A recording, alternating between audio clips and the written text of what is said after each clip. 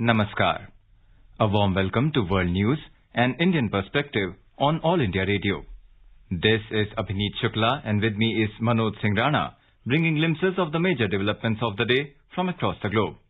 Over the next half an hour, we shall bring you the latest from the world of politics, economy, sports, entertainment and more. The headlines. India-US relations in focus as US Deputy Secretary of State Wendy Sherman begins visit to India.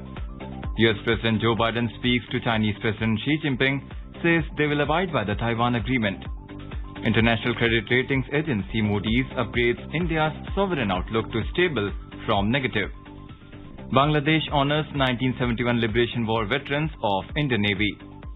Two scientists awarded the 2021 Nobel Prize in Chemistry for work on asymmetric molecules. In women's cricket, 3-match T20 series between India and Australia to begin Thursday in Queensland.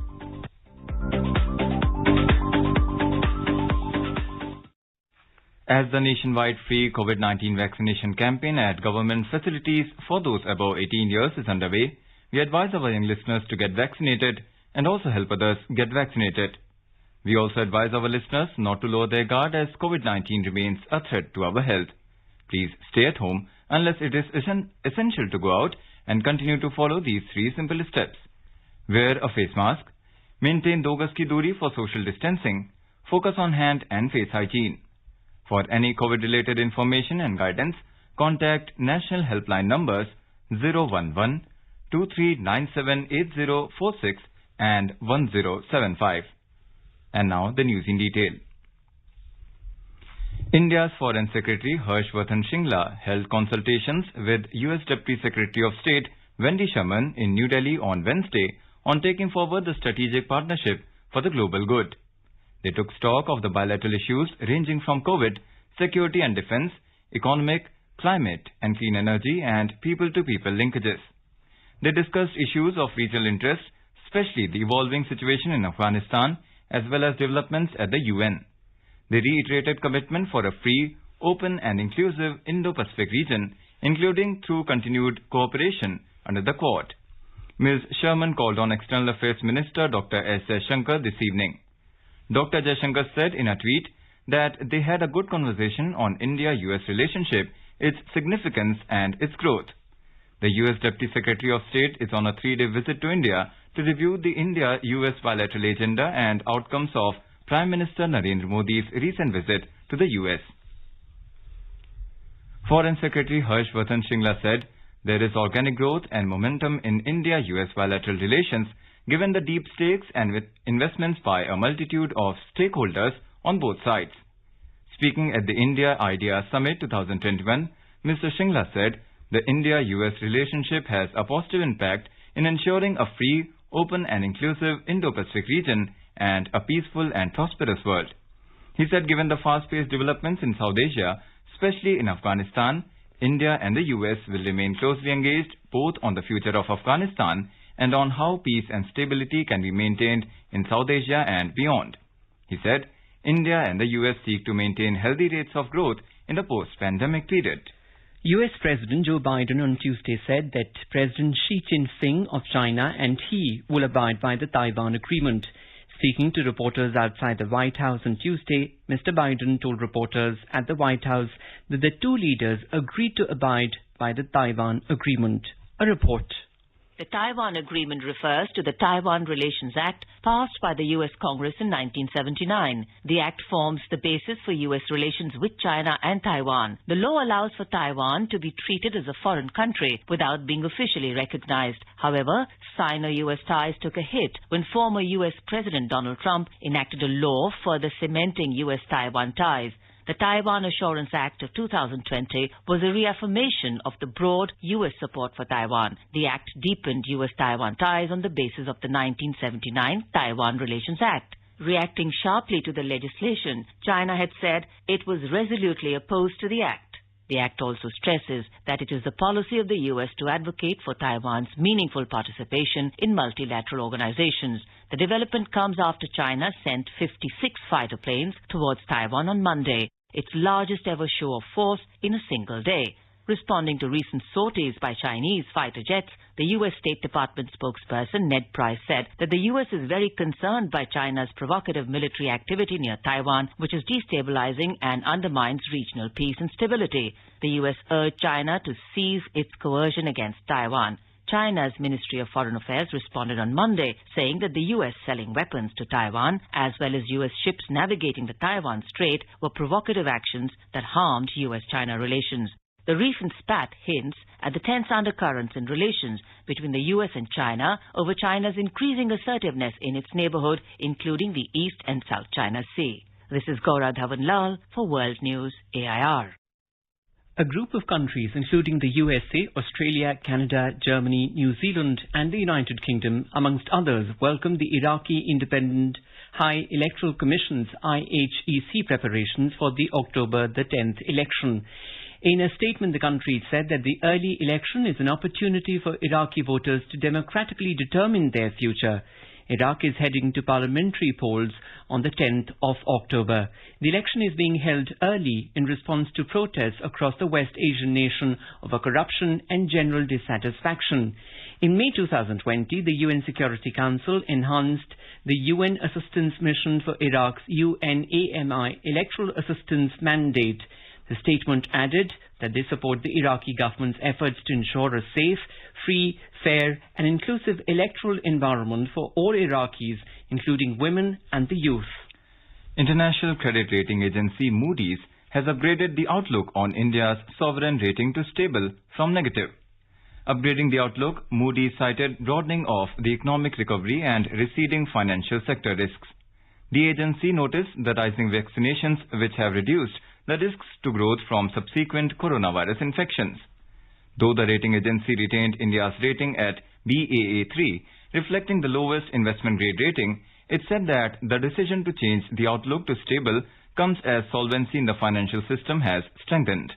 It said the credit conditions in the country has also improved.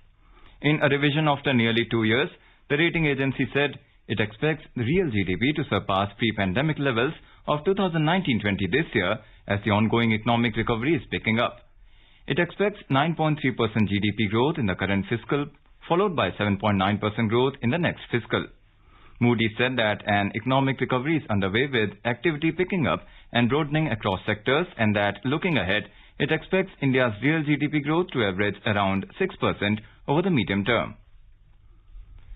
10 Indian naval war veterans who took part in the 1971 Liberation War of Bangladesh against Pakistan were honoured by the High Commissioner of Bangladesh in India, Muhammad Imran, on Wednesday. The contribution of the war veterans from across the country was acknowledged during a function hosted on board the visiting Bangladesh naval ship BNS Samudra Avijan at Visakhapatnam. Rear Admiral Tarun Sopti, Flag Officer commanding Eastern Fleet, was the chief guest of the event. Rear Admiral Jotin Raina, CSO in charge of operations, and other senior officers of the Eastern Naval Command were also present on the occasion. BNS Samudra Avijan of Bangladesh Navy is on a 5-day visit to the Eastern Naval Command of India as part of Swarnim Vijay Varsha celebrations. It reached Visakhapatnam on Sunday, the 3rd of September, to jointly celebrate the birth centenary year of Bangabandhu Sheikh Mujibur Rahman and the Golden Jubilee of the Liberation War of Bangladesh. This is All India Radio giving you the news. For quick news updates round the clock, follow us on Twitter at AIR News Alerts. In today's Hotspot section, we bring you a discussion on India-Japan relations over the years. In conversation are Vishnu Prakash, a former diplomat, and Sanjay Jha, a journalist. The 5th edition of the India-Japan Maritime Bilateral exercise between the Indian Navy and the Japanese Maritime Self-Defense Force has kicked off in the Arabian Sea with a special focus on maritime security cooperation and will continue until 8th of this month. Ambassador Prakash, what kind of relationship does it demonstrate between two countries? Two countries are coming together for this maritime exercise, and we have seen a lot of activities in the high seas in recent times, specifically the Chinese, they have been doing that. So what does it mean if India and Japanese are doing this exercise at this time? Greetings. The fact is that India-Japan relations have been transformed, and I have been witness to that from very close quarters. In fact, I've had a ringside view. I was in Japan when we went nuclear in May 1998, and the reaction of Japan was furious. And fast forward 20 years, Japan has become one of our closest partners, and the depth of the relationship, the diversity in the relationship is something which is transformative. And I would go on to say that one of the biggest successes of India's foreign policy in the last 2 decades has been the blossoming of India-Japan relations. Why?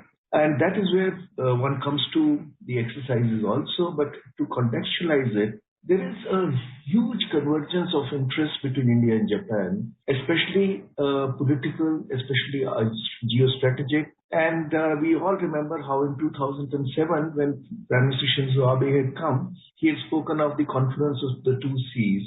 The security concerns of Japan and India are very similar.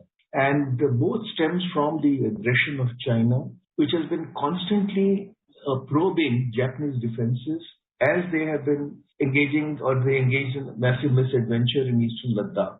Regularly, the Chinese fishing boats or vessels in the garb of fishing boats supported by the Coast Guard try to enter the Japanese waters, are sent away. And the kind of aggression that China has been displaying all around the Sea of Japan towards Taiwan, in South China Sea is a matter of grave concern for Japan. So it has become a steadfast partner of India in boosting maritime security. It has been a partner of India along with the US in Malabar exercises. They have been increasing in sophistication. But we also know that there are certain limits imposed by the Japanese constitution on what Japan can do and not do. But within those constraints, the very fact that there is a steadfast partner which is committed to free and open Indo-Pacific region, which is committed to freedom of navigation, non-coercive environment, and also India-Japan relationship in this area of defense and security are gaining strength. So that is in short term, in brief, the kind of scenario that obtains in terms of India-Japan security cooperation and especially maritime security. Yeah, as you rightly said, Japan and India oppose China's attempt to alter maritime status quo, alluding to obviously Beijing's assertiveness in the regional waters.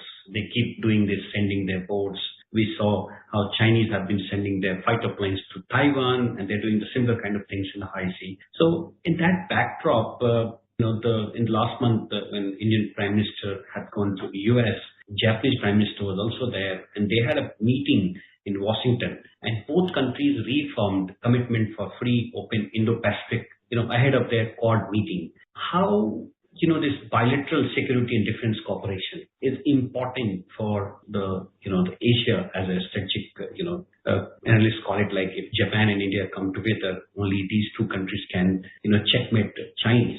So do you think the area of defense equipment and technologies, those areas will also be exposed to each other with this exercise? Oh, absolutely. And I think you have gone to the heart of the issue. Japan is a technological superpower. And not just in terms of industrial technology, but in defense technology, in terms of advanced weaponry, defense platforms. And, the important aspect of Japan is that, or the strength of Japan-India security cooperation is that Japan has been steadfast. Unlike some other countries whose outlook changes, Japanese leaders, one after the other, recognize the threat perception, the challenge that an aggressive China and expansionist China imposes. And I have also demonstrated the willingness of pushing back China. So when we talk of the security in the aspect, maritime security, or even in the broader term, the security at the high seas, the India-Japan cooperation, I think, is one of the pillars which can facilitate, which can advance maritime security. And now that Australia has also come in some ways one can say Australia is all in, having dropped the hesitancy of Kevin Rudd era, it adds considerable strength. So you have three maritime powers, Australia, Japan, India, plus of course the US, which together constitute a strong grouping underpinned by the commonality of values, commonality of democratic traditions, belief in rule of law, and a commitment to have a free and open Indo-Pacific, which is democratic, which is inclusive, which is non-coercive. So there, the India-Japan defense and security cooperation becomes quite important, and it is heartening that Japan, the cooperation in terms of technology, in terms of digital cooperation, in terms of high tech, are all growing quite steadily. So this is, as I said, one of the strengths of India-Japan relationship. You talked about Chinese aggression in the high seas. 1/3 of global maritime traffic, an estimated $5 trillion in annual trade. And there are 6 claimant countries. And Chinese pushing themselves in South China Sea aggressively. So when you see these 4 countries, United States with its military power, and you spoke about Australia, Japan, and India with its maritime power, they're all coming together and trying to create a counterweight to China's growing clout in the Indo-Pacific region. And all these 4 leaders also met in Washington, D.C., recently. Do you think the Chinese will learn some lessons from this and try and mend their ways, what they're doing in the high seas? That is a $1 million question. China behaves as if no law applies to it, no norm applies to it. They believe in the so-called mandate from heaven. And under Xi Jinping, there is one of the agenda items, which is very high on their list, is to wipe out a century of humiliation, which includes the period of Japanese occupation. Now, the way they have gone about laying claim to South China Sea is not only absolutely unlawful, the force projection is unlawful, but here is the scenario. In 2016, the International Court of Arbitration, when Philippines took the matter to the International Court of Arbitration, they declared that the claims of China over South China Sea was unlawful. That the 9-dash line was without foundation. What did China do? They did not even rejected it outright. And let's compare it with how India went about it when Bangladesh took the matters to the International Court of Arbitration. We recognized and respected and implemented the award in letter and spirit. So I'm contrasting that to show the kind of difference between China and India. Not that one has to demonstrate that too much, but the fact remains that in 2012, when China took over the Scarborough Shoal from Philippines and the US had a security treaty with the Philippines, the US blinked. The Obama administration just issued a warning. China has been merrily militarizing the South China Sea and nothing has been done. So there is frankly a gap between what is being stated and what is being done. But and also let us also recognize that it is being reiterated and underlined that Quad is not a military alliance. True, it is not a military alliance, but the raison d'etre of Quad is a free and open Indo-Pacific region. On this, along with that, the 4 Quad partners, whether in the form of Quad or otherwise, along with other like-minded countries, especially France, are gradually developing a habit of cooperation, are coordinating positions, and hopefully will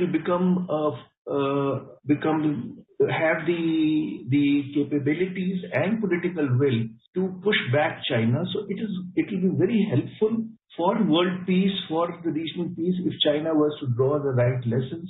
Whether they will draw right lessons, I have my doubts.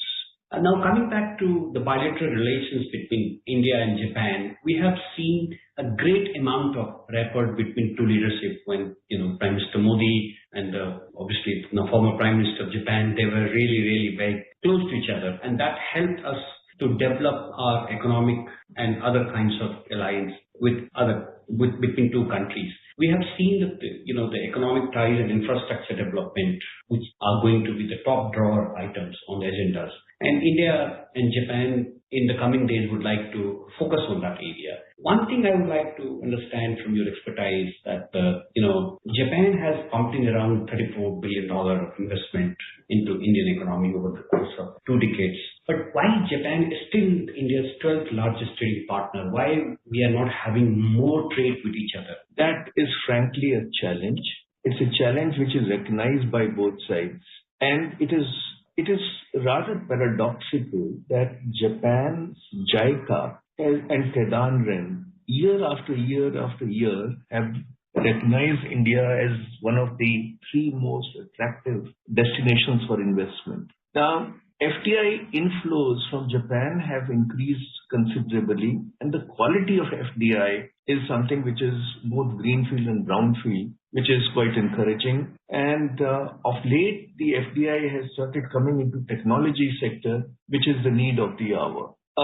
Japanese side has been expecting some structural reforms, and like many other partners of ours, some of the reforms have taken place, some are taking place, and therefore there is a lot of expectation and promise when it comes to the relationship. But I think that India will, as Prime Minister has said publicly, under Atmanirbhar Bharat, we will globalize even more. We will be better, even more integrated with regional and global supply chains. And the trajectory of economic reforms in India are quite clear. So as the economic reforms or second generation economic reforms gather pace, I'm sure Japan and the Japanese companies are going to look at India even more closely. But the very fact that, as you very rightly said, that the quality of economic relationship, whether we are being the biggest ODA recipient, whether the increase in the size and quality and sophistication of the foreign direct investment, whether the kind of commitments that Japan has made to connectivity projects in India, big ticket connectivity projects, including in the northeastern region, and now the new agreement that was signed in January to have Indian skilled people, specialized skilled workers from India to go to Japan to meet their requirements, are all very positive signs of the commitment of both sides under successive prime ministers to take the relationship to further heights.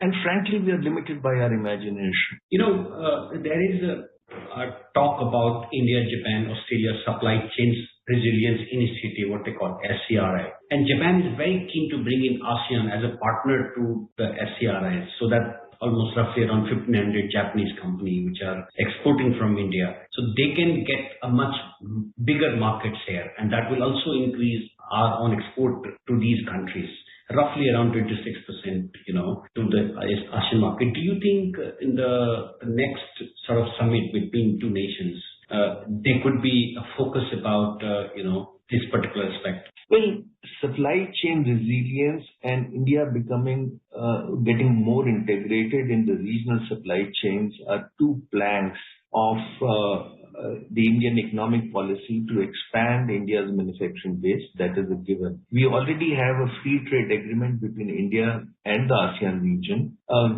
both in goods and services. Granted that has provided the foundation for the products manufactured in India to be exported to ASEAN countries. But let us also remember at the same time that Japanese companies have a very sizable presence in ASEAN countries, and Japanese companies have played a role in industrializing the ASEAN countries, making them tiger economies. So it's a question of what kind of products will be manufactured in India, how competitive they would be. So all this will make a difference. But I think the trajectory is very, very clear that given the fact that we have a SEPA with Japan, a free trade agreement with ASEAN, we are gradually moving in that direction, which is something in the interest of all partner countries, Japan, India, and ASEAN. Thank you so much for your time. Thank you. Pleasure talking to you.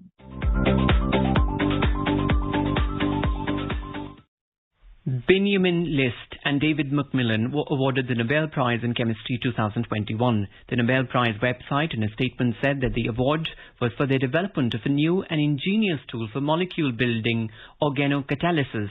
Organocatalysis allows chemists to create new molecules by linking together small chemical building blocks. But making molecules is a difficult and slow task. Until beginning of the millennium, chemists had only two methods or catalysts to speed up the process, but controlling invisible substances so they bond in the desired way is difficult.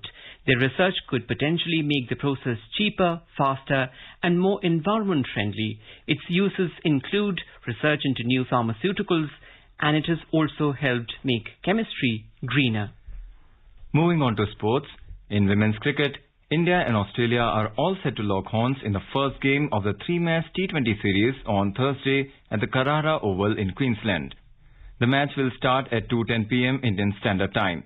The last time these two sides met in the shortest version of the game was in the 2020 ICC Women's T20 World Cup final on the 8th of March last year.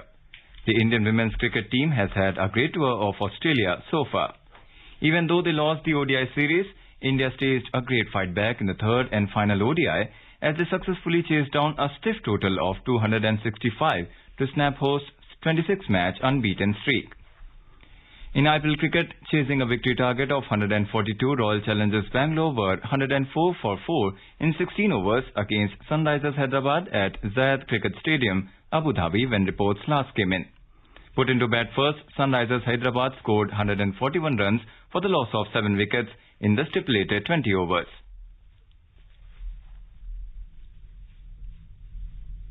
And now a report from the business world.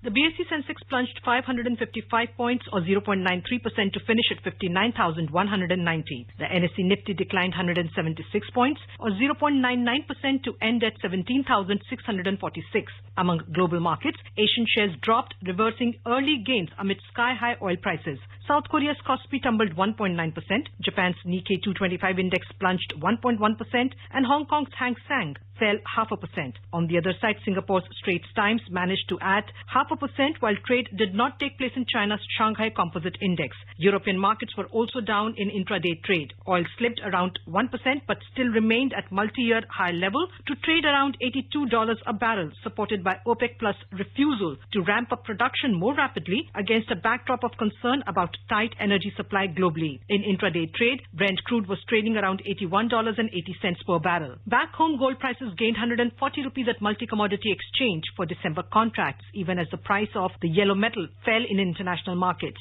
The precious metal was trading at 46,900 rupees per 10 gram. On the other hand, silver lost 240 rupees to 60,750 rupees per kilogram for December contracts when reports last came in. At the forex market, the rupee weakened 53 paisa to 74 rupees and 98 paisa against the US dollar. Anupha Rohatgi for World News, All India Radio.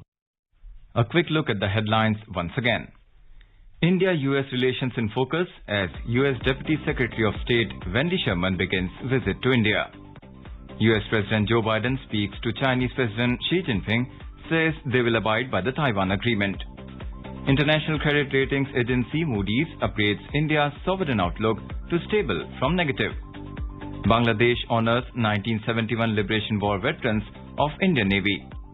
2 scientists awarded the 2021 Nobel Prize in Chemistry for work on asymmetric molecules. And in women's cricket, 3-match T20 series between India and Australia to begin Thursday in Queensland. India is celebrating the 152nd birth anniversary of Mahatma Gandhi. Before we end, let us listen to his favorite bhajan Vaishnav Jan by artists from Japan.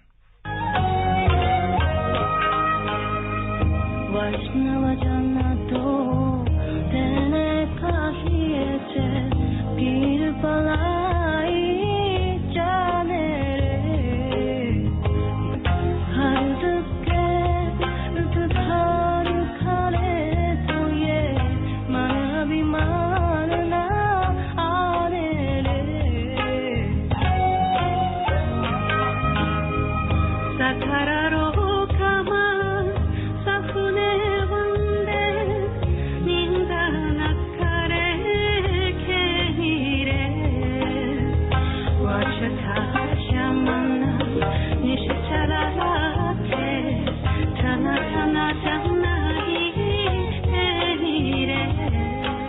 And with that, we end this bulletin. We will be back at the same time tomorrow with the next edition of World News.